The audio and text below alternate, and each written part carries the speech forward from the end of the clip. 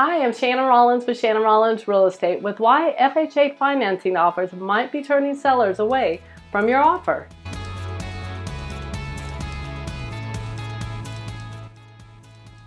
FHA financing is a great way to make an offer on your dream home.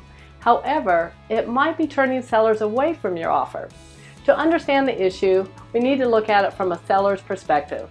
So the seller gets an offer from a conventional loan type buyer and one from an FHA loan type buyer that comes with hurdles.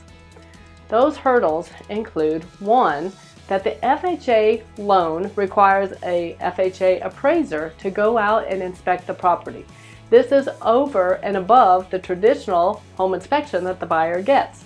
So the buyer goes through a normal home inspection, they negotiate repairs, then a week or two later the FHA appraiser goes out and now inspects the property, and they may come up with additional issues that the seller has to repair in order for the loan to be approved. The conventional buyer, on the other hand, does not have that hurdle. In fact, a conventional or cash buyer can waive the appraisal contingency completely upfront, and the seller will not be required to make repairs specifically required by an appraiser. That leads to the second issue. With an FHA appraiser, it comes down to an appraised price as well. Again, the cash or conventional buyer can waive the appraisal contingency and they can choose to bring the additional money to closing to make up the difference between the contract price and the appraised price if the appraised price is lower than the contract price. In this market today, where prices are being aggressively bid up, it is not uncommon that an FHA appraiser will appraise something lower than the contract price. So again, it might be more appealing to a seller to take a conventional buyer where the buyer can waive the appraisal contingency up front.